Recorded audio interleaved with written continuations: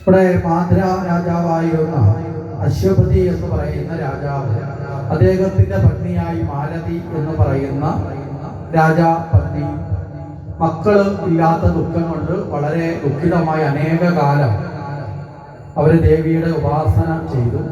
ആ ദേവി ഉപാസനയുടെ ഫലമായിട്ട് ഒരു പെൺകുഞ്ഞ് ജന്മമെടുത്തു.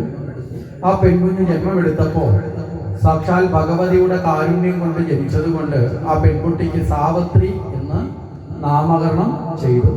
മംഗളസ്വരൂപിണിയായിട്ട് സർവ്വവിധമായ വിദ്യാസ്വരൂപിണിയായി സർവഗുണസമ്പന്നയായി സർവസുന്ദരിയായി സാവിത്രി വളർന്ന് വരികയും ആ സാവിത്രിക്ക് വളരെ അനുരൂപ്യനായ വരനെ എന്ന നിലയിൽ മറ്റൊരു രാജകുമാരനായ സത്യവാന് വിവാഹം കഴിച്ചു കൊടുക്കുകയും ചെയ്തു. അങ്ങനെ സത്യവാനും സാവിത്രി വിവാഹാനന്തരം യുവമിഥുനങ്ങളെ പോലെ ആനന്ദകരമായി ജീവിച്ചു. ആ കൊട്ടാരത്തിൽ സർവ്വവിധമായ ആനന്ദത്തോടു കൂടി ജീവിച്ചു പോകുന്ന വേളയിൽ ഇവിടെ രാജാവ് വലിയൊരു ഹോമം, വിശിഷ്ട ഒരു ഹോമം നടത്താൻ വേണ്ടി തീരുമാനിച്ചു. അപ്പൊ ഈ ഹോമത്തിന് ആവശ്യമായ ദ്രവ്യങ്ങൾ ശേഖരിക്കുന്നതിന് ചില പ്രത്യേക മരങ്ങളുടെ ശിഖരങ്ങൾ വിറക് ഒക്കെ അതിന് വേണ്ടി വരും, ചില ഔഷധങ്ങളൊക്കെ അതിന് വേണ്ടി വരും. അത് ശേഖരിക്കാൻ വേണ്ടി കുറേ ഭടന്മാരെ വിളിച്ച് ആ കാര്യങ്ങൾ ഏൽപ്പിച്ചു. അവർക്ക് നേതൃത്വം കൊടുക്കാൻ വേണ്ടിയിട്ട് സത്യവാനി ചുമതലപ്പെടുത്തി അവരെ കൂടെ പോയിട്ട് ഇത് ശേഖരിച്ചു കൊണ്ടുവന്ന് അവിടെ ഈ ഔഷധങ്ങളൊക്കെ കൊണ്ടുവരാൻ വേണ്ടിയിട്ടുള്ള ജോലിയുടെ നേതൃത്വം കൊടുക്കാൻ വേണ്ടി സത്യവാനി ആ കാര്യങ്ങൾക്ക് മേൽനോട്ടം നോക്കാൻ വേണ്ടി ഏൽപ്പിച്ചു. ഇവിടെ സത്യവാനാകട്ടെ ഈ അവസരത്തിൽ തൻ്റെ പത്നിയോടൊപ്പം സാവിത്രിയോടൊപ്പം ഒരു വനയാത്ര നടത്തുന്നതിൻ്റെ ആനന്ദത്തെ മനസ്സിൽ കണ്ടു. അപ്പൊ ഈ ഭടന്മാരോടൊക്കെ ഒരുമിച്ചിട്ട് പോകുന്നതിന് പകരം അവരെ ഒഴിവാക്കിക്കൊണ്ട് സ്വന്തം പത്നിയെ കൂട്ടിക്കൊണ്ട് അവിടെ പോകാൻ തീരുമാനിച്ചു. ഈ വനത്തിലേക്ക് പോവാൻ എന്ന് തീരുമാനിച്ചു. വിവാഹമൊക്കെ കഴിഞ്ഞ വേളയിൽ അല്ലേ, നമ്മളൊക്കെ ജീവിതത്തിൽ ഹണിമൂണും അല്ലേ ടൂറും ഒക്കെ പോകുന്ന ഒരു മനോഭാവത്തോടു കൂടി സത്യവാൻ വനത്തിലൊരു ഹണിമൂൺ നടത്താൻ തീരുമാനിച്ചു. അപ്പോൾ ഇവിടെ പത്നിയോടൊപ്പം പോകുമ്പോൾ മറ്റുള്ളവരുടെ സാമീപ്യം അതൊരു ബുദ്ധിമുട്ടുണ്ടാകുന്നുണ്ട്, അവരെ ഒഴിവാക്കി. സത്യവാൻ ഈ ജോലി അങ്ങ് ഏറ്റെടുത്തു. ഈ പറയുന്ന സാധനങ്ങളൊക്കെ താൻ ശേഖരിച്ച് കൊണ്ടുവന്നോളാം. ഭടന്മാരോട് പറഞ്ഞു, അച്ഛനോട് ഇതൊന്നും പറയണ്ട, അച്ഛനെ അവിടെ ഈ കാര്യങ്ങളൊന്നും പറയണ്ട, ഞങ്ങൾ പോയി പത്നി സമേതനായി പോയി ഇതെല്ലാം ശേഖരിച്ച് എത്തിച്ചുകൊള്ളാം എന്ന് പറഞ്ഞു. ഇവിടെ ചെയ്ത് പരിചയമില്ലാത്ത ജോലികളൊക്കെ ഏറ്റെടുക്കുന്നത് എന്തുകൊണ്ടാണ്? ഇവിടെ പത്നിയോടുള്ള സ്നേഹം കൊണ്ട്, ഒരുമിച്ച് പോകുവാനുള്ള ആഗ്രഹം കൊണ്ടാണ് സത്യവാൻ ഈ കർമ്മങ്ങൾ ഏറ്റെടുക്കുന്നത്. ഇവിടെ നമുക്കെല്ലാവർക്കും ഈ കാലദോഷം എന്ന് പറയുന്ന ഒരു ഘട്ടമുണ്ട് അല്ലേ? ആ സമയമാവുമ്പോൾ നമ്മൾ എന്ത് ചെയ്യും? അതിലേക്ക് പോകാനുള്ള വഴി പ്രവർത്തികൾ നമ്മൾ തന്നെ സ്വയം ഏറ്റെടുക്കും.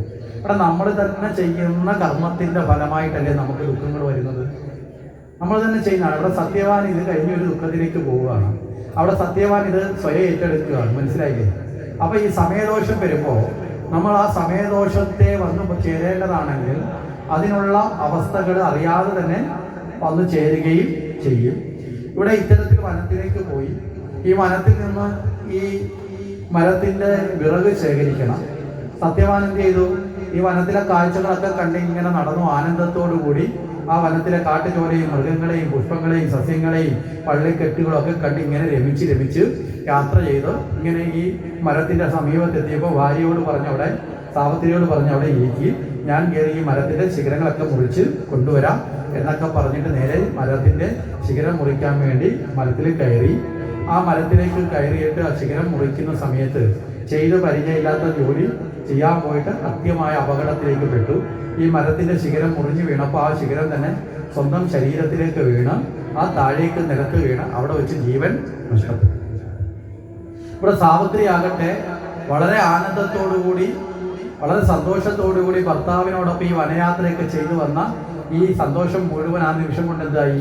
ഇല്ലാണ്ടാവുന്ന അവസ്ഥയിലെത്തി. ഇത് മുഴുവൻ ഇല്ലാണ്ടായപ്പോഴത്തേക്ക് സാവിത്രി പൊട്ടിക്കരയാൻ തുടങ്ങി. ഈ പൊട്ടിക്കരയുന്ന സമയത്താണ് സാവിത്രിക്ക് ഇവിടെ സാക്ഷാൽ ഭഗവതിയുടെ അനുഗ്രഹത്തോടു കൂടി വന്നു പിറന്ന ജന്മമായതുകൊണ്ട് ദിവ്യമായ ആ സാവിത്രിയുടെ ദൃഷ്ടിയിൽ യമം വന്നിട്ട് ഈ ധർമ്മദേവൻ വന്നിട്ട് ഈ ആത്മാവിനെ സത്യവാന്റെ ആത്മാവിനെ കൂട്ടിക്കൊണ്ടുപോകുന്നത് കാണാൻ സാധിച്ചു. അപ്രകാരം ആ മരണത്തിന്റെ ദേവനായ ധർമ്മദേവൻ ആ സത്യവാനെ കൂട്ടിക്കൊണ്ടുപോകുന്ന കണ്ടപ്പോൾ സാവിത്രി എന്ത് ചെയ്തു? പിന്തുടരാൻ തുടങ്ങി. സാവിത്രി നേരെ എണീറ്റ് ഇവരോടൊപ്പം നടക്കാൻ തുടങ്ങി. അവിടെ ധർമ്മദേവൻ നോക്കിയപ്പോൾ സത്യവാന്റെ ആത്മാവല്ലാതെ കൂടെ വേറെ ജീവനായിട്ടുള്ള ഒരാൾ പുറകെ നടന്നു വരുന്നു. അവിടെ യമദേവൻ ചോദിച്ചു, അല്ല എവിടേക്കാണ് വരുന്നതെന്ന് ചോദിച്ചു. അപ്പോൾ പറഞ്ഞു, എൻ്റെ ഭർത്താവ് എവിടേക്കാണോ പോകുന്നത് അവിടേക്ക് ഞാൻ വരുന്നു. അതിനു വേണ്ടിയിട്ടാണ് എൻ്റെ മാതാപിതാക്കൾ എന്നെ വിവാഹാദി കാര്യങ്ങളിൽ ചെയ്തു കൊടുത്തത്, അല്ലേ? അതുകൊണ്ട് ഞാൻ അതിനെ പിന്തുടർന്ന് തന്നെ വരികയാണ് എന്ന് പറഞ്ഞു. യമദേവൻ പരമാവധി പറഞ്ഞു, ഇങ്ങനെ വരാൻ സാധ്യമല്ല. കാരണം ഓരോരുത്തരുടെയും കർമ്മ ഫലം അനുസരിച്ച് അവർക്ക് ലഭ്യമായിട്ടുള്ള സമയം തീർന്നു കഴിഞ്ഞാൽ, അല്ലേ, അവരുടെ കർമ്മഗതി അനുസരിച്ച് അവർക്ക് ഈ ഭൂമിയിൽ ജീവിക്കുവാനുള്ള ഒരു കാലയളവുണ്ട്. ആ കാലയളവ് തീർന്നു കഴിഞ്ഞാൽ അവർക്ക് എന്തുണ്ടാവും? മരണം ഉണ്ടാവും. അങ്ങനെ മരണപ്പെടുക എന്ന് പറയുന്നത് കാലത്തിൻ്റെ ഗതിയാണ്. അതിൽ നിന്ന് ആർക്കും മുക്തമാവാൻ സാധ്യമല്ല. ഏത് ജീവജാലങ്ങളാണെങ്കിലും അവരുടെ കാലമാകുന്ന സമയം അവർ ഈ ഭൂമിയിൽ നിന്ന് ഇല്ലാണ്ടാവും. ആ ഒരു നിലയിലേക്കുള്ള കാര്യങ്ങൾ പറഞ്ഞു. പക്ഷെ സാവിത്രി ഇതൊന്നിനെ ഉൾക്കൊണ്ടില്ല. സാവിത്രിക്ക് ആകെ തൻ്റെ ഭർത്താവിനോടുള്ള ആ സ്നേഹഭാവം കൊണ്ട്, ആ പാതിവൃത്യ ഭാവം കൊണ്ട് സാവിത്രി പറഞ്ഞു, അതൊന്നും എനിക്ക് കേൾക്കണ്ട, എനിക്ക് എൻ്റെ ഭർത്താവിനോടൊപ്പം പോവുക എന്നുള്ളതല്ലാതെ എൻ്റെ മുമ്പിൽ വേറൊരു വഴിയും ഇല്ല. യമധർമ്മൻ പരമാവധി പിന്തിരിക്കാൻ ശ്രമിച്ചു. ഇവിടെ ഒന്നും തന്നെ സാവിത്രി കേട്ടില്ല. യമധർമ്മൻ ചോദിച്ചു, എന്ത് വരം വേണം, എന്തെങ്കിലുമൊക്കെ ചോദിച്ചാൽ പറഞ്ഞു, എനിക്ക് വേറെ ഒരു മോഹവും ഇല്ല, എൻ്റെ ഭർത്താവിനെ തന്നാൽ മതി. യമധർമ്മൻ പറഞ്ഞു, അത് മാത്രം നടക്കില്ല. കാരണം ഇവിടെ മരണത്തിൻ്റെ കൈകളിലേക്ക് എത്തപ്പെട്ട് കഴിഞ്ഞാൽ ആ വിധിയുടെ വിധാനമനുസരിച്ച് തിരിച്ച് ആ ശരീരത്തിലേക്ക് പോവുക, അല്ല മറ്റൊരു ശരീരത്തിലേക്ക് വേണമെങ്കിൽ പോവുകയൊക്കെ ചെയ്യും. കർമ്മഫലം അനുസരിച്ച് വേറൊരു ജന്മം സ്വീകരിക്കുകയും ചെയ്യും. അല്ലാതെ ഒരിക്കലും തിരികെ മരിച്ചൊരാളും ഇന്ന് വരെ ലോകത്ത് എന്ത് ചെയ്തില്ല, തിരികെ വന്നിട്ടില്ല എന്ന് തിരിച്ചറിയണം എന്ന് പറഞ്ഞു. കാരണം എന്തുകൊണ്ടാണെന്ന് ചോദിച്ചാൽ, കർമ്മഫലം അനുസരിച്ചിട്ടാണ് നമ്മൾ ഓരോ ജന്മത്തിലെ ശരീരത്തെ സ്വീകരിക്കുന്നത്. ആ കർമ്മഫലം അനുസരിച്ചിട്ടുള്ള കർമ്മങ്ങൾ അനുഷ്ഠിച്ചു കഴിഞ്ഞാൽ ആ നിമിഷം ഞെട്ടറ്റ് വീഴുന്നത് പോലെ ഒരു മൂലവൃക്ഷത്തിൽ നിന്ന്, മാതൃവൃക്ഷത്തിൽ നിന്ന് ഒരു പഴം ഞെട്ടറ്റ് വീഴുന്നത് പോലെ കർമ്മഫലം കഴിഞ്ഞു കഴിഞ്ഞാൽ എന്ത് ചെയ്യും? ഈ ശരീരം ആത്മാവുമായി വേറിട്ട് മാറും. കർമ്മഫലം അനുഭവിക്കുന്ന കാലം വരെ ഈ ശരീരത്തിന് യഥാർത്ഥത്തിൽ അതിൻ്റെ ആത്മബന്ധത്തെ തുടരാൻ സാധിക്കുകയുള്ളൂ. ആ ആത്മബന്ധം വിട്ടുകഴിഞ്ഞാൽ ഈ ശരീരമാണെങ്കിലോ പഞ്ചഭൂതാത്മകമായ അവസ്ഥയെ മാത്രമായി പരിണമിക്കും. അതുകൊണ്ട് അതിനെ സംസ്കരിച്ച് കളയുക മാത്രമാണ് ചെയ്യുന്നത് എന്നുള്ള കാര്യങ്ങളൊക്കെ ഉണർത്തിച്ചു. പക്ഷേ ഇതൊന്നും തന്നെ മുഖവിലക്കെടുക്കാൻ ആര് തയ്യാറായില്ല? സാവിത്രി തയ്യാറായില്ല. അങ്ങനെ ദേവൻ ജീവന്റെ ഗതിയെക്കുറിച്ചും കർമ്മഫലത്തെക്കുറിച്ചും ഒക്കെ സാവിത്രിക്ക് ഉപദേശം കൊടുത്തു. ഈ ഉപദേശങ്ങളൊക്കെ കേട്ട സമയത്ത് സാവിത്രി ഈ ദേവനോട് ചോദിച്ചു, അങ്ങ് ഈ പറയുന്നതൊക്കെ എനിക്ക് കാര്യങ്ങൾ മനസ്സിലാവുന്നുണ്ട്, അതുകൊണ്ട് പക്ഷേ ഇതൊന്നും കൊണ്ട് എനിക്ക് തിരികെ പോകാൻ ഞാൻ തൃപ്തയല്ല എന്നും കൂടി ഉണർത്തിക്കും. ഈ സമയത്ത് പലതരത്തിലുള്ള വാഗ്ദാനങ്ങളൊക്കെ വരങ്ങളായിട്ട് കൊടുക്കാമെന്ന് പറഞ്ഞു. അങ്ങനെ നിർബന്ധിച്ചു. ഏറ്റവും ഒടുവിൽ സാവിത്രി ദേവി ഒരു വരം മാത്രം ചോദിച്ചു.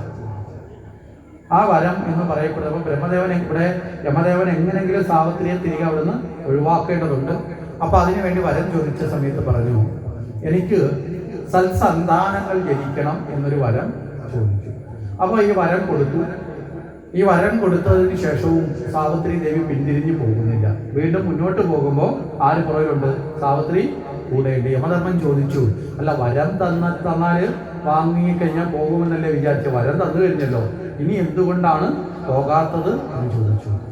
ആ സമയത്ത് ഈ സാവിത്രി യമധർമ്മനോടൊരു സംവാദത്തിൽ ഏർപ്പെടുന്നുണ്ട്. ആ സമയത്ത് യമധർമ്മനോട് ചോദിക്കുന്നു, അങ്ങെനിക്ക് ജ്ഞാനോപദേശം തന്നു, ജ്ഞാനോപദേശം തന്ന സ്ഥിതിക്ക് അങ്ങ് എൻ്റെ ഗുരുവാണ്, അല്ലേ? അറിവ് പകരുമ്പോൾ നമുക്ക് അറിവ് പകരുന്നവരാരായി മാറും? ഗുരുവായി മാറും. അങ്ങ് എൻ്റെ ഗുരുവാണ്. ഗുരുവിന് പിതാവ് എന്നൊരു സ്ഥാനം കൂടി ഉണ്ട്. അതുകൊണ്ട് തന്നെ ഗുരു എന്ന സ്ഥാനത്തേക്ക് വന്നതുകൊണ്ട് അങ്ങൻ്റെ പിതൃസ്ഥാനീയൻ കൂടെയാണ്. മനസ്സിലാകുന്നുണ്ടോ? ശരീരം നൽകുന്ന അച്ഛനും അറിവാകുന്ന ശരീരത്തെ നൽകുന്നത് ഗുരുനാഥനുമാണ്.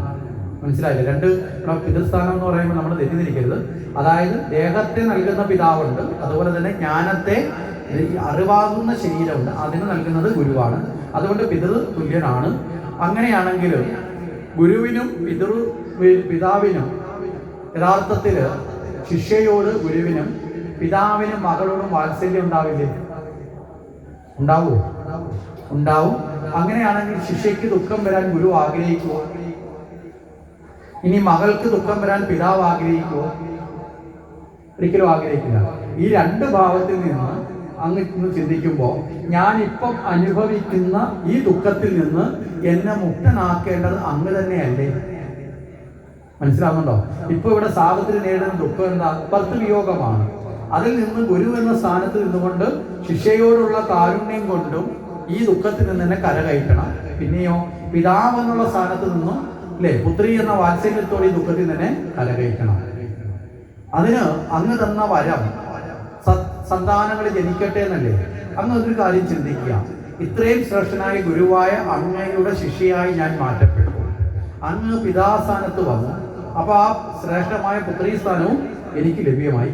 ഈ സ്ഥാനത്തേക്ക് എത്തപ്പെട്ട ഞാൻ തെറ്റായ ജീവിതത്തിലേക്ക് പോകും എന്നങ്ങ് വിചാരിക്കുന്നുണ്ട് അല്ലേ?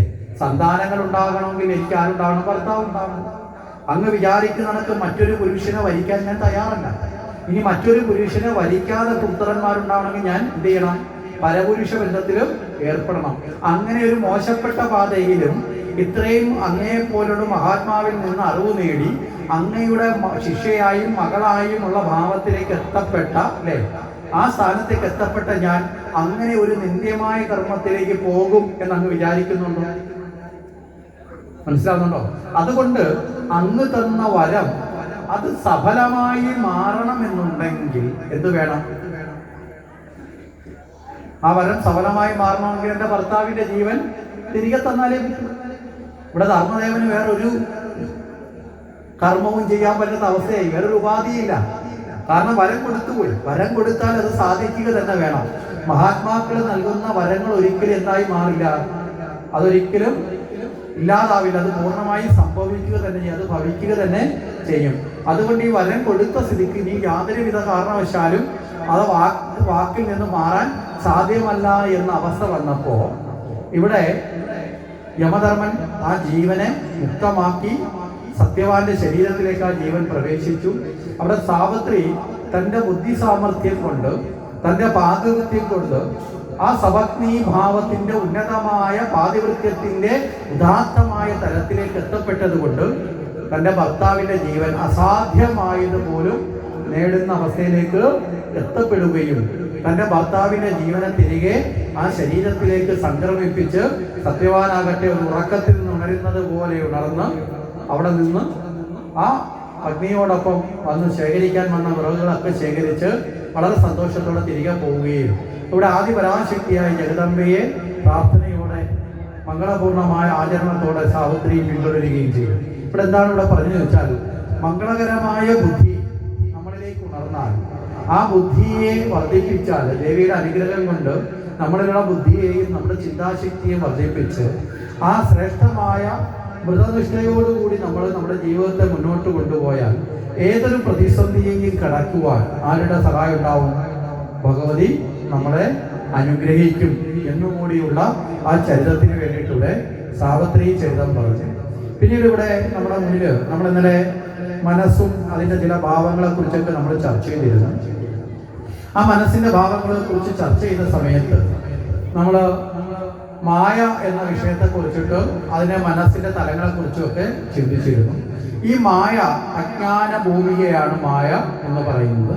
ജ്ഞാനത്തിന്റെ അവസ്ഥയിൽ നിന്ന് മനസ്സിനെ അജ്ഞാനമാകുന്ന മറ കൊണ്ട് മൂടപ്പെടുമ്പോൾ ഉണ്ടാകുന്ന ഭ്രമത്തെയാണ് എന്തെന്ന് പറയുന്നത്? മായ എന്ന് പറയുന്നത്. ഈ മായയെ അകറ്റുമ്പോഴാണ് നമ്മുടെ ജീവിതത്തിലെ ദുഃഖങ്ങളിൽ നിന്നും നമുക്ക് മോചനം നേടാൻ സാധിക്കുന്നത്. സമഭാവത്തോടുകൂടി ഈശ്വരാരാധനയിലേക്ക് നമുക്ക് എത്താൻ സാധിക്കുന്നതും അതിൻ്റെ ഗുണത്തെ അനുഭവിക്കാൻ സാധിക്കുന്നതും മായയെ കടക്കുമ്പോഴാണ്. ഈ മായയെ കടക്കാൻ വേണ്ടിയിട്ടാണ് മഹായോഗിമാർ പോലും കഠിനമായ തപസ്സും വ്രതാനുഷ്ഠാനങ്ങളും ഒക്കെ ആചരിക്കുന്നത്.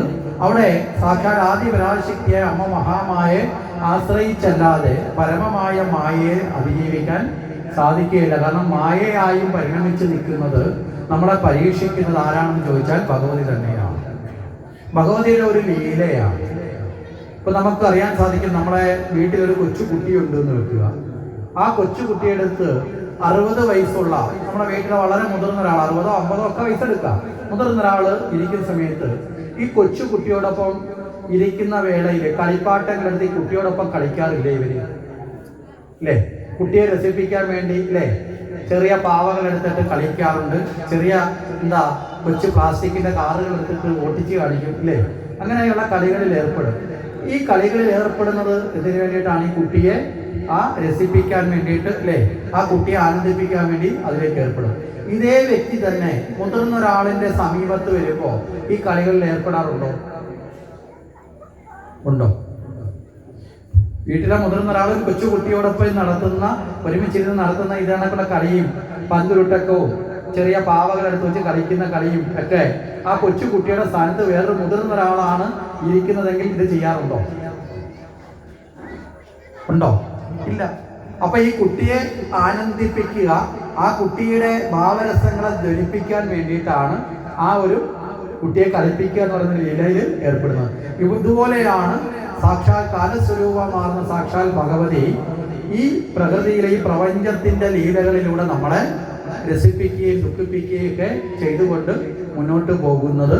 ആ കളികളിൽ നിന്ന് മുക്തി നേടണമെങ്കിൽ നമ്മൾ എന്ത് ചെയ്യണം? പാകമായ അവസ്ഥയിലേക്ക് നമ്മുടെ ബോധത്തെ വളർത്തണം. മനസ്സിലാകുന്നുണ്ടോ? ഇവിടെ വളരേണ്ടത് ഭക്തന്റെ ബോധമാണ്. മനസ്സാകുന്ന ഭ്രമം എപ്പോഴും ഇങ്ങനെ ഒരു അവസ്ഥയിൽ ഇങ്ങനെ നിൽക്കത്തേ ഉള്ളൂ. ആ അവസ്ഥയിൽ നിന്ന് എന്ത് ചെയ്യണം? മനസ്സാകുന്ന പുറന്തോട് ഭേദിച്ച് ഒരു വിത്ത് എങ്ങനെയാണോ അതിന്റെ വളർച്ചയെ പ്രാപിക്കുന്നത് അതുപോലെ ബോധം പുറത്തേക്ക് ഉയർന്നു വരണം. ഒരു വിത്തിന്റെ പുറമേ ഒരു തോടില്ലേ? അല്ലേ? ഈ തോടിനുള്ളിൽ തന്നെയാണ് അതിന്റെ ഫലം ഇരിക്കുന്നതെങ്കിൽ അതിനെപ്പോഴെങ്കിലും വളരാൻ സാധിക്കുമോ? ഒരു നെല്ല് ആ ഉമിക്കകത്താണ്, അത് എപ്പോഴും ആ ഉമിക്കുള്ളിൽ തന്നെ മാത്രം അടങ്ങിയിരിക്കുകയാണെങ്കിൽ ആ നെല്ലിന്റെ കതിരായിട്ട് അതിന് മാറാൻ സാധിക്കുക? ആ തോടിനുള്ളിൽ തന്നെ ഇരുന്നു പോകും. അപ്പൊ ഇവിടെ ഈ മനസ്സെന്ന് പറയുന്നത് അജ്ഞാന കാരണമായി ഉണ്ടാകുന്നത്, അജ്ഞാന നിമിത്തമായി സൃഷ്ടിക്കപ്പെടുന്നത്. മനസ്സിലായില്ലേ? ഈ ദേഹമാണ് ഞാനെന്ന ബോധത്തെ സൃഷ്ടിച്ചുകൊണ്ട് ദേഹവിഷയങ്ങളെയൊക്കെ എന്റേതാണെന്ന ഭാവത്തിൽ ചിന്തിപ്പിച്ച് ദേഹത്തിന് സുഖം കിട്ടുമ്പോൾ സുഖമെന്നും ദേഹത്തിന് ദുഃഖം കിട്ടുമ്പോൾ ദുഃഖമെന്നും ഭാവത്തെ ജനിപ്പിച്ചുകൊണ്ട് ഒരർത്ഥത്തിൽ പറഞ്ഞാൽ നമ്മളെ ഒരാൾ തെറ്റിദ്ധരിപ്പിക്കുന്നത് പോലെയാണ്. മനസ്സിലായില്ലേ? ആ ഭാവത്തോടു കൂടി നമ്മുടെ ഉള്ളിൽ വർത്തിക്കുന്നതാണ് മനസ്സ്. ആ മനസ്സാകുന്ന കവചത്തെ ഭേദിച്ചുകൊണ്ട് ഈശ്വരാനുഗ്രഹം എന്ന ആ ജലത്തുള്ളി എങ്ങനെയാണ് ഒരു വിത്തിൽ വീഴുമ്പോൾ വിത്ത് ആ ജലത്തുള്ളിയെ ആശ്രയിച്ച് അല്ലേ, വെള്ളത്തിന്റെ ആ ഒരു അംശം വീഴുമ്പോഴല്ലേ ഒരു വിത്ത് മുളയ്ക്കുന്നത് അല്ലേ? ജലം വർഷിക്കുമ്പോഴാണ്. മഴക്കാലത്തൊക്കെ നമ്മുടെ നാട്ടിലെല്ലായിടത്തും നമ്മുടെ ഭൂമിയിൽ അനാവധി വൃക്ഷങ്ങളും ചെടികളും ഒക്കെ മുളച്ചു വരുന്നുണ്ട്. ആ ജലം വന്ന് പതിക്കുന്നതാണ്. അതുപോലെ ഈശ്വരാനുഗ്രഹമാകുന്ന ആ ജലവിധാനത്തെ സ്വീകരിച്ച് അവിടെ എന്ത് ചെയ്യണം? ആ വിത്ത് അതിൻ്റെ ഉള്ളിലുള്ള ബോധം അത് ആ മാനസമാകുന്ന പുറന്തോടിനെ ഭേദിച്ച് പുറത്തേക്ക് അത് വളർന്നു വരേണ്ടതുണ്ട്. അപ്പൊ ഇവിടെ മാനസത്തെ ഭേദിച്ചുകൊണ്ട് ആ ബോധം മുകളിലേക്ക് ഉയരണം. അപ്പൊ അജ്ഞാന ഭൂമികയെ ഭേദിച്ചുകൊണ്ട് ജ്ഞാനം ബോധം ഉയർന്ന് എത്തുമ്പോഴാണ് സാക്ഷാൽ ഭഗവതിയെ നേർക്ക് നമുക്ക് അനുഭവിക്കാൻ, അല്ലെങ്കിൽ ഈശ്വര സത്യത്തെ അനുഭവിക്കാൻ സാധിക്കുന്നത്. അപ്പൊ ബോധവികാസം ഇതാണ് ഭക്തന് ജീവിതത്തിൽ നേടേണ്ടത് എന്ന് പറയപ്പെടുന്നത്. ഈ ബോധവികാസത്തിന് നമ്മളെ സഹായിക്കുന്നതാണ് ജ്ഞാനം. അതുകൊണ്ടാണ് ഭക്തി, ജ്ഞാന, വൈരാഗ്യം. നമ്മൾ ഭഗവതിയെ പാർവതി ദേവിയെ സ്തുതിക്കുമ്പോൾ അന്നപൂർണേ സദാപൂർണേ ശങ്കര പ്രാണവല്ലവേ, അന്നപൂർണയായി സദാപൂർണയായി അല്ലേ, സദാപ്രജത എല്ലായ്പ്പോഴും ഒരേ ഭാവത്തിൽ ഈ പ്രപഞ്ചം മുഴുവൻ നിറഞ്ഞു നിൽക്കുന്നതാണ് സദാപൂർണം എന്ന് പറയുന്ന അവസ്ഥ. അങ്ങനെ സദാപൂർണയായിരിക്കുന്ന ഭഗവതി എങ്ങനെയുള്ള ശങ്കര പ്രാണവല്ലവേ, ശങ്കര പ്രാണവല്ലഭേ ആയിരിക്കുന്ന സാക്ഷാൽ ഭഗവതി എന്നിലേക്ക് കാരുണ്യത്തോടെ എന്ത് നൽകിയാലും ജ്ഞാന വൈരാഗ്യം. മനസ്സിലാവുന്നുണ്ടോ? ജ്ഞാന വൈരാഗ്യം നൽകിയാൽ, ജ്ഞാനം നൽകിയാൽ എന്തിനു വേണ്ടി? രാഗങ്ങളിൽ നിന്ന് മുക്തി നേടുവാൻ വേണ്ടി. ഇപ്പോൾ ബാഹ്യമായ രാഗങ്ങളിൽ നിന്ന് മുക്തി നേടി ആ അമ്മ മഹാമായയെ അനുഭവിക്കുവാൻ, ആ അമ്മ മഹാമായയുടെ മഹാചൈതന്യത്തെ ആസ്വദിക്കുവാൻ, അതിലേക്ക് ലയിച്ചു ചേരുവാൻ എന്തു വേണം? രാഗങ്ങളിൽ നിന്നുള്ള മുക്തി ഉണ്ടാവണം. ബാഹ്യമായ മോഹങ്ങളിൽ നിന്ന് ആത്മാനന്ദത്തിലേക്കുള്ള യാത്രയിലേക്ക് എത്തണം. അതിനു വേണ്ടിയിട്ടുള്ള അറിവും അതിനു വേണ്ടിയിട്ടുള്ള വൈരാഗ്യഭാവവും രാഗവിമുക്തമായ ഭാവവും നൽകിയാൽ, ഈ രാഗവിമുക്തമായ ഭാവത്തെയാണ് നമ്മുടെ ജീവിതത്തിൻ്റെ അന്തിമ ലക്ഷ്യമായി മോക്ഷം എന്ന് പറയപ്പെടുന്നത്. അല്ലാതെ ഏതെങ്കിലും കുറച്ച് പ്രായം കഴിഞ്ഞാൽ അല്ലേ, കുറേ പ്രായം കഴിയുമ്പോൾ നമ്മൾ ആൾക്കാർ എന്ത് ചെയ്യും, ജീവിതകാലം മുഴുവൻ പുറമേ ഉള്ള സുഖത്തിൻ്റെയും പട്ടുസാരിയുടെയും സ്വർണത്തിൻ്റെയും വസ്ത്രത്തിൻ്റെയും അല്ലേ മറ്റുള്ള ബന്ധുമിത്രാദികളെ സൽക്കാരമൊക്കെ സ്വീകരിച്ച് ചാന്തും പൊട്ടും കരിമഷിയൊക്കെ തേച്ച് അതൊക്കെയാണ് സുഖമെന്നൊക്കെ കരുതി ആനന്ദിച്ചൊക്കെ നടന്ന് അവസാന കാലം എത്തുമ്പോൾ അല്ലേ നമുക്കൊരു പ്രാർത്ഥനയുണ്ട്, എന്താ, ദൈവമേ എന്തിനാ എന്നെ ഇങ്ങനത്തെ കഷ്ടപ്പെടുത്തുന്നത്? ദൈവത്തിനോടല്ല ചോദിക്കേണ്ടത്, നമ്മളോട് തന്നെ ചോദിക്കണം. മനസ്സിലായില്ലേ? എന്തിനാ ഇങ്ങനെ കഷ്ടപ്പെടുത്തുന്നത്?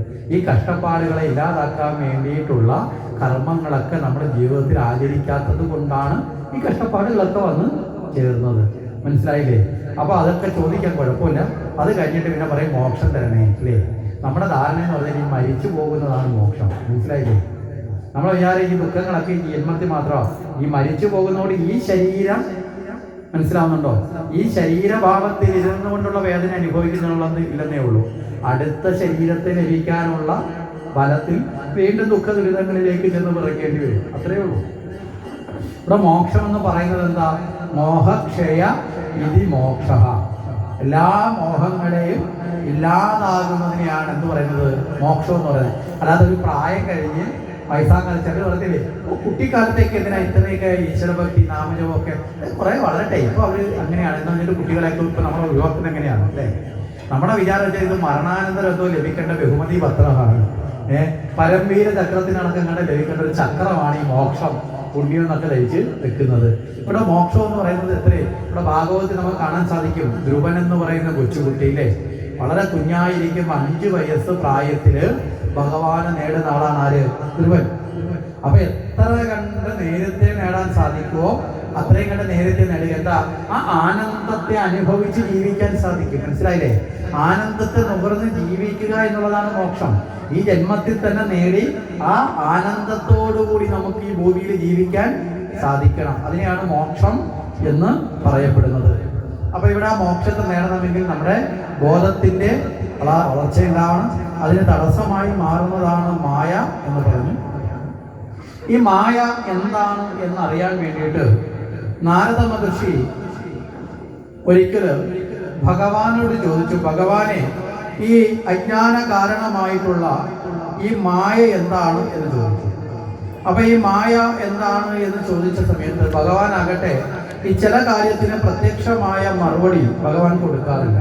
കാരണം ഈ വാക്കുകൾ കൊണ്ടുള്ള മറുപടിയും അനുഭവങ്ങൾ കൊണ്ടുള്ള മറുപടിയുണ്ട്. അനുഭവങ്ങൾ കൊണ്ടുള്ളതാണെങ്കിൽ എന്ത് ചെയ്യും? പറഞ്ഞ് ബോധ്യപ്പെടുത്താതെ തന്നെ അത് പെട്ടെന്ന് നമ്മുടെ ഉള്ളിലേക്ക് കടന്നു വരും. വാക്കുകൾ കൊണ്ട് പറഞ്ഞാൽ എന്ത് ചെയ്യും? നമ്മൾ തർക്കം കൊണ്ട്, ചില ആൾക്കാർക്ക് അങ്ങനെ ഒരു കാര്യമുണ്ട്, പറഞ്ഞു കൊടുത്താൽ അവർ വീണ്ടും അതിനെ എതിർത്തുകൊണ്ട് ഇല്ലേ അങ്ങനെയാണോ എന്ന് വീണ്ടും പറഞ്ഞുകൊണ്ടിരിക്കും. അനുഭവമാണെങ്കിൽ എന്ത് ചെയ്യും? പിന്നെ ആരെങ്കിലും ചോദ്യമില്ല ഉത്തരവില്ല. കാരണം അത് അനുഭവിച്ചു കഴിഞ്ഞാൽ പിന്നെ അവിടെ വളരെ പെട്ടെന്ന് ബോധ്യമാവും. ഇവിടെ ഭഗവാനാകട്ടെ അതുകൊണ്ട് അനുഭവ ബോധ്യത്തിലേക്ക് കൊണ്ടുപോകാൻ തീരുമാനിച്ചു. ഇവിടെ നാരദർ ഇങ്ങനെ ഒരു ചോദ്യം ചോദിച്ചു. എന്താണെന്ന് ചോദിച്ചാൽ ഈ മായയുടെ പ്രഭാവം മറ്റുള്ളവർക്ക് കൂടി കാട്ടിക്കൊടുക്കുക എന്നൊരു ഉദ്ദേശമുണ്ട്. പിന്നെ ഏതൊരു മനുഷ്യനും ഈ മായയുടെ പ്രഭാവത്തെ അറിയാനുള്ള ഉത്സാഹവും ഉണ്ടാവും, അതിന്റെ ശക്തി അനുഭവിക്കുമ്പോൾ. കാരണം ഈ പ്രപഞ്ചത്തിലുള്ള സർവ്വരും ത്രിമൂർത്തികൾ പോലും ഇടയ്ക്കിടയ്ക്ക് എന്തിനെ ഒക്കെ വിധേയമാവുന്നുണ്ട്? ഈ മായയ്ക്ക് വിധേയമാവുന്നുണ്ട്. ഇവിടെ ദേവി ഭാഗവതം പറയുന്നത് ഈ മായയുടെ പ്രഭാവം നിമിത്തമാണ് ദേവന്മാര് പോലും അവതാരം വരെ എടുക്കേണ്ടി വരുന്നത്. ഇവിടെ സാധാരണഗതി പറയും ഗർഭാവസ്ഥ എന്നൊക്കെ പറയുന്നത് വളരെ കഠിനമായ കഠോരമായ ഘോരാന്ധകാരത്തിൽ പെടുന്നത് പോലെ അവസ്ഥയാണ് ജീവന് ഗർഭാവസ്ഥ. സാക്ഷാൽ ശ്രീഹരി വിഷ്ണു പോലും ഇല്ലേ ലോക നന്മയ്ക്ക് വേണ്ടി ആണെങ്കിൽ പോലും ഈ ഗർഭാവസ്ഥയിൽ പോയിട്ട് ആ അന്ധകാരത്തിൽ പോയിട്ട് കിടക്കേണ്ടി വന്നില്ലേ? മനസ്സിലായോ? ആ അന്ധകാരത്തിൽ ശയിക്കേണ്ടി വന്നു. മറ്റുള്ളവരെ ആശ്രയിച്ച് വളരുന്ന ഒരു ശിശുവിന്റെ അവസ്ഥയിൽ പോലും ആർക്ക് നിൽക്കേണ്ടി വന്നു? സാക്ഷാൽ ഭഗവാനൊക്കെ വന്നു ചേരുന്ന എല്ലാ ആരുടെ ലീലയാണ്? മായയുടെ പ്രഭാവം നിമിത്തമാണ്. അതുകൊണ്ട് നാരദ മഹർഷി ചോദിച്ചു, ഈ മായ എന്താണ്? വിഷ്ണു ഭഗവാൻ പറഞ്ഞു, നമുക്കൊരു സ്ഥലം വരെ ഒന്ന് പോയി വരാം. അങ്ങനെ ഒരു യാത്രയ്ക്ക് പുറപ്പെടാൻ തയ്യാറായി. ഈ യാത്രയ്ക്ക് പോകുന്ന സമയത്ത് ഒരു 2 പേരും കൂടി യാത്ര ചെയ്തിട്ട് ഒരു ഗ്രാമപ്രദേശത്തെത്തി. ഒരു വനത്തിനോട് ചേർന്നിട്ടുള്ള ഒരു പ്രദേശമാണ്. ആ പ്രദേശത്തേക്ക് എത്തുന്ന സമയത്ത് അവിടെ നല്ല ഒരു ജലാശയം കണ്ടു. കുറേ ദൂരമായിട്ട് ഇങ്ങനെ യാത്ര ചെയ്ത് വരുമ്പോൾ ആ ക്ഷീണമൊക്കെ അകറ്റാൻ വേണ്ടി ആ ജലാശയത്തിലൊന്ന് സ്നാനം ചെയ്യാം എന്ന് അറിയിച്ചു. ആ സമയത്ത് നാരദര് പറഞ്ഞു, അത് വളരെ നല്ലതാണ്, ഞാനും അങ്ങയോട് പറയാനിരുന്നതാണ്, ഒന്ന് ഇത്രയും നല്ലൊരു ജലാശയത്തിലൊന്ന് മുങ്ങി നിവരുക എന്ന് പറഞ്ഞാൽ അതൊരു ശരീരത്തിനൊരു ആനന്ദമാണ്, സുഖമാണ് എന്നൊക്കെ പറഞ്ഞു. ഭഗവാൻ പറഞ്ഞു, അങ്ങ് തന്നെ ആദ്യം ഇറങ്ങി കുളിച്ചോളാൻ പറഞ്ഞു. നാരദര് പറഞ്ഞു, ഏയ് വേണ്ട, അങ്ങ് ഇറങ്ങിക്കോളൂ, അതല്ല, മഹായോഗിയാണ് അങ്ങ്. യോഗിമാര് കുളിക്കുന്ന, സ്നാനം നടത്തുന്ന ആ ജലത്തിന് തീർത്ഥം എന്നൊരർത്ഥമുണ്ട്. നമ്മളൊന്ന് ഉച്ചയ്ക്ക് പറഞ്ഞു, ഈ കുംഭമേളയ്ക്കൊക്കെ പ്രയാഗത്തിൽ എന്തുകൊണ്ടാണ് പ്രയാഗിലേക്കൊക്കെ ലക്ഷക്കണക്കിന് ആൾക്കാർ തടിച്ചുകൂടുന്നത് എന്തുകൊണ്ടാണെന്ന് ചോദിച്ചാൽ അവിടേക്ക് വന്ന് സ്നാനം ചെയ്യുന്ന മഹായോഗിമാരുടെ ആ ശരീരത്തിൽ സ്പർശിക്കുന്ന ജലം അത്യന്തം തീർത്ഥമാണ്. തീർത്ഥം എന്ന വാക്കിന്റെ അർത്ഥം ശുദ്ധീകരിക്കുന്ന വസ്തുക്കൾ എന്തോ അതെല്ലാം തീർത്ഥം ആണ്. അതുകൊണ്ട് അത്യന്തം ശ്രേഷ്ഠമായ തീർത്ഥമായി ഇത് മാറട്ടെ, ആ തീർത്ഥത്തിലൊന്നും ഞാൻ മുങ്ങാം. മനസ്സിലായില്ലേ? ഇവിടെ നാരദരോട് ഭഗവാൻ ഇപ്രകാരം പറഞ്ഞപ്പോ നാരദർക്ക് ഒരു അഭിമാനം, ഒരു ദുരഭിമാനമായിട്ടങ്ങ് മാറി. എന്താ കാരണം? ഭഗവാൻ എന്നെ അംഗീകരിച്ച് സർട്ടിഫിക്കറ്റ് തന്നു, എന്താ, മഹായോഗിയാണ്. മനസ്സിലായില്ലേ? ഈ അംഗീകാരം എന്ന് പറയുന്നത് ഒരർത്ഥത്തിൽ നമ്മൾ ചെയ്യുന്ന പ്രവൃത്തിക്ക് അംഗീകാരം നല്ലതാണ്. പക്ഷെ അംഗീകാരം ലഭിക്കുമ്പോൾ നമ്മൾ എന്തിലേക്ക് വീഴരുത്? അഹങ്കാര ഭാവത്തിലേക്ക് വീഴരുത്. മനസ്സിലാകുന്നുണ്ടോ? നമ്മളൊരു കാര്യം ചെയ്തു, ആൾക്കാർ പറഞ്ഞു കൊള്ളാം, അംഗീകരിച്ചു, കൊള്ളാം, നന്നായിരിക്കുന്നു എന്നൊക്കെ പറഞ്ഞ് നമുക്കൊരു പ്രോത്സാഹനം തന്നു. പക്ഷെ ആ പ്രോത്സാഹനം അത് അമിതമായി ഒരു അഹങ്കാരത്തിലേക്ക് പോയാൽ നമ്മളെ ആ അഹങ്കാരം എന്ത് ചെയ്യും? നമ്മളെ നാശത്തിലേക്ക് പതുക്കെ കൊണ്ട് എത്തിക്കും. ഇവിടെ നേരെ മറിച്ച് ഓരോ അംഗീകാരവും എങ്ങനെ സ്വീകരിക്കണം? വിനയഭാവത്തോടു കൂടി സ്വീകരിക്കണം. മനസ്സിലാവുന്നുണ്ടോ? ഓരോ അംഗീകാരവും വിനയഭാവത്തോടു കൂടി സ്വീകരിക്കണം. അപ്പൊ അംഗീകരിക്കപ്പെടുന്തോറും നമ്മളിൽ എന്ത് വർദ്ധിക്കണം? വിനയം വർദ്ധിക്കണം. നാരദ മഹർഷിയാകട്ടെ ഈ വിനയത്തിന് പകരം അല്പ അഹംഭാവത്തിലേക്ക് പോയി. ഭഗവാൻ ഉദ്ദേശിക്കുന്ന ഇതാണ് മായ എന്ന് പറയുന്നത്. മനസ്സിലായില്ലേ? എന്താണോ ശരിയായി സ്വീകരിക്കേണ്ടത് അത് സ്വീകരിക്കാതെ സ്വീകരിക്കപ്പെടാൻ പാടില്ലാത്ത അവസ്ഥയിലേക്ക് പോകുമ്പോഴാണ് മായ നമ്മളെ ദൃഢമായി വേരൂന്നി തുടങ്ങുന്നത്. അപ്പൊ ഭഗവാനും ആഗ്രഹിച്ച അവസ്ഥയിലേക്ക് ആരെത്തി? നാരദര് എത്തിത്തുടങ്ങി. നാരദര് പറഞ്ഞു, ശരി, അങ്ങനെയാണെങ്കിൽ ഞാൻ സ്നാനം ചെയ്തോളാം എന്ന് പറഞ്ഞിട്ട് നാരദര് തന്റെ വീണയൊക്കെ എടുത്ത് അവിടെ മേളിൽ വെച്ചു, തന്റെ മാലയൊക്കെ ഊരി, രുദ്രാക്ഷമൊക്കെ ഊരി വെച്ചു, വസ്ത്രങ്ങളൊക്കെ അഴിച്ചു വെച്ചിട്ട് നാരദര് വളരെ വേഗത്തില് ആ ജലാശയത്തിലേക്ക് ഇറങ്ങി മുങ്ങി. ഈ തക്കം നോക്കി ഭഗവാൻ നാരദരുടെ വീണയും ആ രുദ്രാക്ഷ മാലയും കമണ്ടലും ഒക്കെ എടുത്തുകൊണ്ട് അവിടെ നിന്ന് പോയി കളഞ്ഞു. ഇതെല്ലാം എടുത്തുകൊണ്ട് ഭഗവാൻ അവിടെ നിന്ന് പോയി. ഈ വെള്ളത്തിൽ മുങ്ങി നിവർന്ന നാരദനാകട്ടെ അതിസുന്ദരിയായ ഒരു സ്ത്രീയായി മാറി. ഈ മേളി വന്നപ്പോൾ ഈ കമണ്ടലൊക്കെ എടുത്തുകൊണ്ട് ഭഗവാൻ പോയെന്ന് വെച്ചാൽ സ്മരണ ഉണ്ടാകാനുള്ള സാധനങ്ങളൊന്നും വെച്ചില്ല. മനസ്സിലായില്ലേ? കയറി വരുമ്പോൾ അഥവാ ഈ വീണ കണ്ടാലും കമലു കണ്ടാലും അതുപോലെ തന്നെ ഈ രുദ്രാക്ഷമാല കണ്ടാലും നാരദർക്ക് ചിലപ്പോൾ അറിയാതെ തന്റെ സ്മരണ ഉണ്ടായാലോ. അപ്പൊ ഓർമ്മയെ പൂർണ്ണമായും വിസ്മരണത്തിലേക്ക് എത്തിക്കാൻ വേണ്ടി ആത്മവിസ്മൃതി, നമ്മൾ പലതവണ ഇവിടെ ചർച്ച ചെയ്ത വാക്കാണ് ആത്മവിസ്മൃതി എന്ന് പറയുന്നത്. ആ ആത്മവിസ്മൃതിയിലേക്ക് ആരെത്തിച്ചു? ഭഗവാൻ നാരദരെ എത്തിച്ചു. ഇപ്പൊ നാരദൻ എന്ന് പറയാൻ പറ്റില്ല, നാരദർക്ക് നമുക്കൊരു പേര് കൊടുക്കാം, നാരദി, അല്ലേ?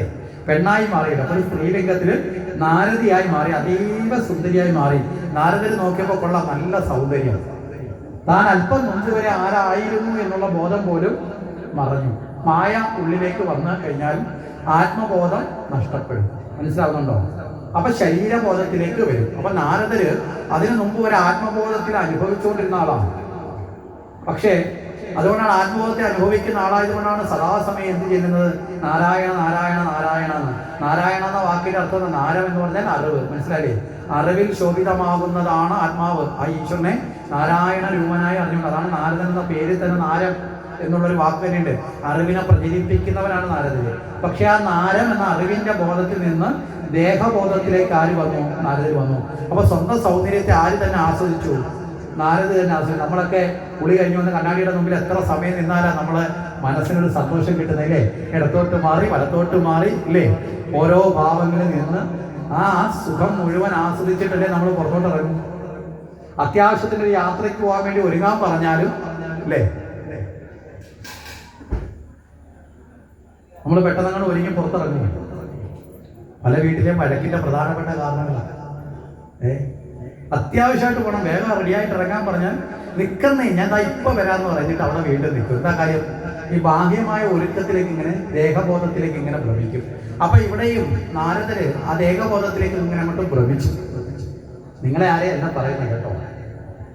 ഞാൻ തുടക്ക ദിവസമേ പറഞ്ഞു, ഇവിടുന്ന് പോകുന്ന ദിവസം വരെ നിങ്ങളെ ആരെയും അല്ല ഇതൊന്നും പറയുന്നത്. നിങ്ങൾ ആരും ഒരുങ്ങുന്നതിനെ കുറിച്ചുമല്ല പറഞ്ഞത്. ഞാൻ പോയിക്കഴിഞ്ഞാൽ നിങ്ങൾ മനസ്സിലാക്കിയാൽ മതി പറഞ്ഞതൊക്കെ നിങ്ങളെ തന്നെയാണ് എന്ന് മാത്രം മനസ്സിലാക്കാം. അതുവരെ നമുക്ക് ശണ്ടയില്ലാതെ പോകാം, മനസ്സിലായില്ലേ? അല്ലെങ്കിൽ നിങ്ങളൊക്കെ നാളെ തൊട്ട് ഇങ്ങനെ മുഖമൊക്കെ വീർപ്പിച്ച് ഓരോന്നിരുന്നാൽ ഒരു സുഖവും കാണില്ല. നിങ്ങൾ എത്രയും പേരെ പേടിച്ചിരിക്കേണ്ട അവസ്ഥ എനിക്കും ഉണ്ടാവും. അപ്പോൾ അത് നമുക്കും ഒഴിവാക്കാം. അപ്പോൾ അതുകൊണ്ട് ഇപ്പം പറയുന്നതൊന്നും നിങ്ങളെ ആരെയും അല്ല എന്ന് മാത്രം മനസ്സിലാക്കുക. അപ്പോൾ ഇവിടെ ഈ ആത്മബോധത്തിലേക്ക് എത്താതിരിക്കാൻ ഈ ഉപകരണങ്ങളൊക്കെ എടുത്തുകൊണ്ട് ആര് പോയി? വിഷ്ണു പോയി. ഇവിടെ ഈ നാരദരാകട്ടെ എവിടെ നിന്ന് വന്നു എന്നൊന്നും അറിയില്ല, എവിടേക്ക് പോകണമെന്നൊന്നും അറിയില്ല. ഇങ്ങനെ സൗന്ദര്യത്തേക്ക് ആസ്വദിച്ച് നിൽക്കുമ്പോഴാണ് താലധ്വജൻ എന്ന് പറയുന്ന ഒരു യുവരാജകുമാരൻ, അദ്ദേഹം നായാട്ടിന് പോയി വരുന്ന സമയത്ത് ഈ ഭാഗത്തൂടി വരുന്നു. അതീവ സുന്ദരിയായ ഈ സ്ത്രീയെ കണ്ടപ്പോൾ, ഈ യുവതിയെ കണ്ടപ്പോൾ അദ്ദേഹത്തിന് തന്റെ ധർമ്മപത്നിയായി സ്വീകരിച്ചാൽ കൊള്ളാം, അത്രയും സുന്ദരിയായ സ്ത്രീയെ സ്വീകരിച്ചാൽ കൊള്ളാന്നൊരു മോഹം വന്നു. ഇദ്ദേഹം നേരെ അടുത്തേക്ക് വന്നിട്ട് ചോദിച്ചു, നീ ആരാണ് എന്ന് ചോദിച്ചു. ഇവിടെ നാരദി പറഞ്ഞു, ആരാണെന്നൊന്നും എന്നോട് ചോദിക്കരുത്, മനസ്സിലായില്ലേ? എനിക്ക് അപ്പൊ ചോദിച്ചു, വേണ്ടപ്പെട്ടവരാരൊക്കെ ഉള്ളത്, വിവാഹാദി കാര്യങ്ങളൊക്കെ ആലോചിക്കാൻ വേണ്ടിയിട്ടാണ്. അങ്ങനെ പറയത്തക്ക തരത്തിൽ ആരുമില്ല, മനസ്സിലായോ? ഇപ്പൊ എവിടേക്കാണ് പോകുന്നത് അതൊന്നും അങ്ങനെ ഒരു നിശ്ചയമൊന്നുമില്ല. അപ്പോൾ താരതമ്യം പറഞ്ഞു, എനിക്ക് നിന്നെ വിവാഹം കഴിച്ചാൽ കൊള്ളാമെന്നുണ്ട്. ഇവിടെ ഒരാശ്രയം ഇല്ലാതെ നിൽക്കുന്ന അവസ്ഥയിലാണ് ഈ യുവതി. അതുകൊണ്ട് എന്ത് സംഭവിച്ചു?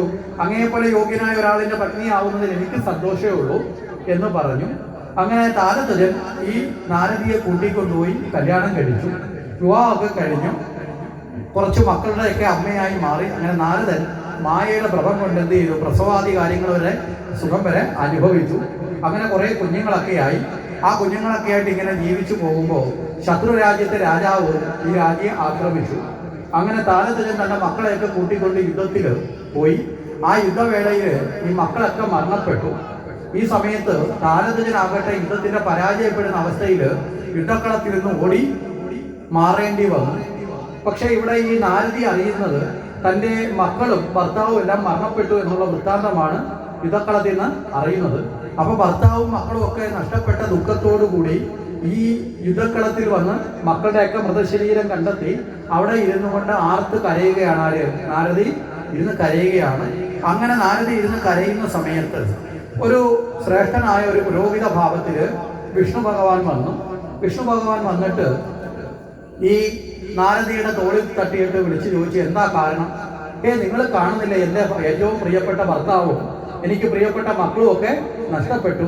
ഇവരൊക്കെ നഷ്ടപ്പെട്ടാൽ ഇപ്പൊ ശരണമില്ലാത്തവളായി ഞാൻ മാറി, അശരണയായി ഞാൻ പിന്നെ കരയാതെ പിന്നെന്താ ചെയ്യുന്നത് എന്ന് ചോദിച്ചു. അപ്പൊ പറഞ്ഞു, നഷ്ടപ്പെട്ടവരൊക്കെ നഷ്ടപ്പെട്ടു, ഇനിയിപ്പോ ആകെ ചെയ്യാനുള്ളത് അവർക്കെങ്കിലും സായുജ്യം കിട്ടാനുള്ള ശ്രാദ്ധകർമ്മങ്ങളാണ് ചെയ്യേണ്ടതെന്നൊക്കെ ഈ പുരോഹിതൻ പറഞ്ഞു കൊടുത്തു.